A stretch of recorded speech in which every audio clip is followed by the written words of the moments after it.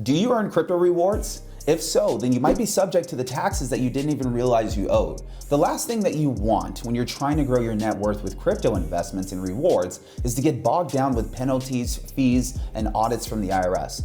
What's up, guys? Welcome back to Taxes Made Simple, and in today's video, I will tell you everything that you should know about rewards associated with crypto. Are these rewards taxed? And if so, what should you be doing to prepare for them? Once you know this information, you'll be able to stake your crypto safely without getting into trouble with Uncle Sam. Let's dive in. All right, guys, what are crypto rewards? Let's first talk about what crypto rewards are so we can clear up any confusion about them. Crypto rewards are payments of cryptocurrency that you can earn in various ways. The most common way to earn crypto rewards is with something called staking. Staking is when you allow a blockchain network to use some of your cryptocurrency to help validate transactions on the network. Staking is used for the so-called proof of stake, cryptocurrencies. Proof of stake is a means of validating transactions and is an alternative to the proof of work method of validating transactions that some cryptocurrencies, such as Bitcoin, rely on. Let's discuss proof of stake versus proof of work.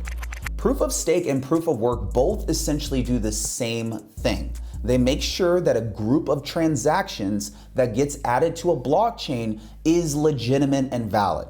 However, they do this in different ways. With proof of work, entities known as miners compete to solve complex mathematical equations using special computers. This is a very energy-intensive process. Whoever solves the equation first gets the privilege of validating the block and earns a certain amount of cryptocurrency as a result. For proof of work consensus, cryptocurrency holders offer up a certain amount of their crypto as a collateral to the blockchain network. This allows them to become a validator. Then, when it's time for a new block to be validated, a validator is chosen at random from a pool of existing validators.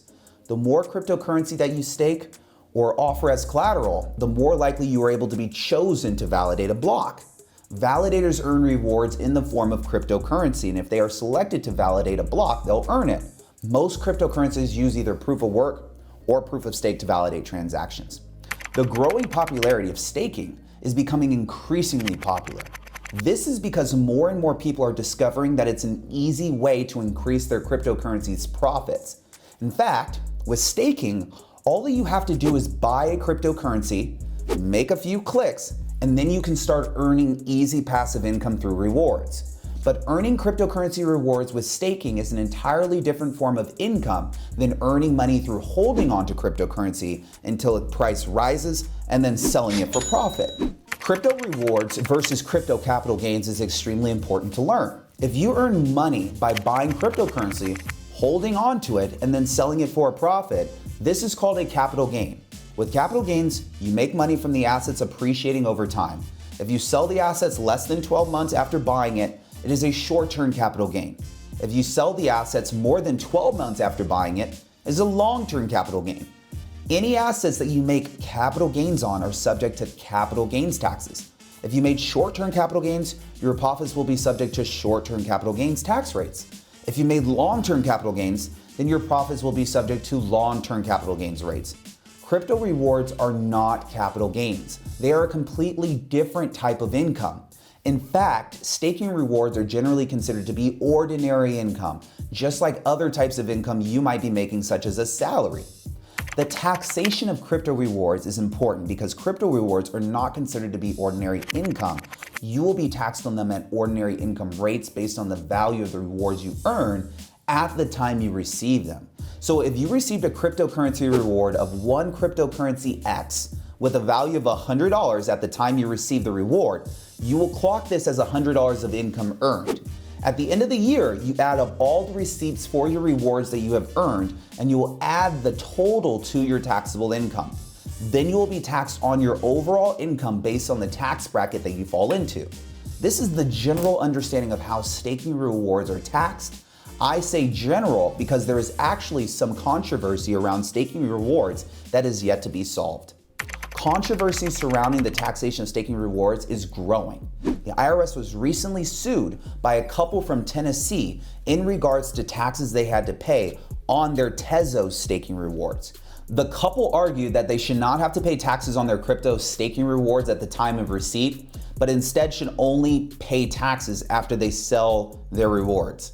They argued that a writer doesn't have to pay taxes at the time he finishes creating his book, but only once it is sold. Therefore, crypto stakers shouldn't have to pay taxes at the time they create new cryptocurrencies, but only after they sell them.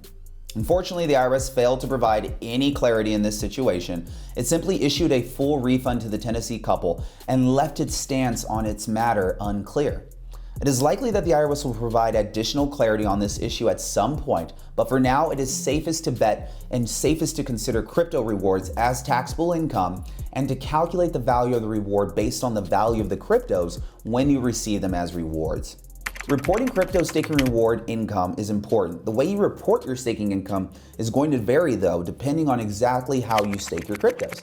For example, if you're running a large-scale staking operation, and if you're actively using this operation as a business, then in this case, you would report all of this income as business income.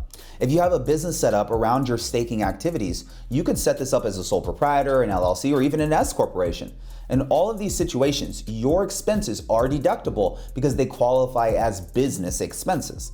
However, if you file as an LLC or as a sole proprietorship, you will have to pay the self-employment tax that I have mentioned. If you file an S Corp, you can avoid some of the self-employment tax, which is a very nice benefit of setting up an S Corp. However, if you want to set up an S Corp for your crypto staking business, you'll have to meet all of the criteria for the S Corporation. The criteria includes your business must be a domestic corporation. It can only have one class of stock, and it can have no more than 100 shareholders. So if you're staking your cryptocurrency passively on a site such as like Voyager and are doing it as a hobby, then you can report your staking rewards as other income on line 8 on Schedule 1. Other income is also taxed at ordinary levels, so expect to pay the tax rates that you would normally have to pay for your ordinary income for staking rewards if you reported it as other income. The bottom line here though is that crypto rewards when it comes to taxes is yes, you do have to pay them. Crypto rewards do not count as capital gains. They're ordinary income. However, there is still a lack of clarity from the IRS on whether or not crypto rewards are taxable at the time of receipt or at the time of sale. Most likely, due to the rise in popularity, we will get some clarity from the IRS that will be coming in the near future. If not, then the IRS could be forced to deal with more lawsuits from people like the couple from Tennessee who took the IRS to court over being taxed at the time of the receipt for that Tezos reward. To conclude, guys, staking cryptocurrency to earn crypto rewards can be a very profitable and exciting business to get into, investment to get into. Whether you're doing it as a business or as a hobby, some people hesitate to get started with it just because they are concerned with the lack of absolute regulatory clarity from the IRS. But if you're thinking about staking cryptocurrency for rewards, then you shouldn't let this stop you. Instead, you should just consider speaking to a cryptocurrency tax expert in order to get help, in order to get advice on how you should file your income that you've made.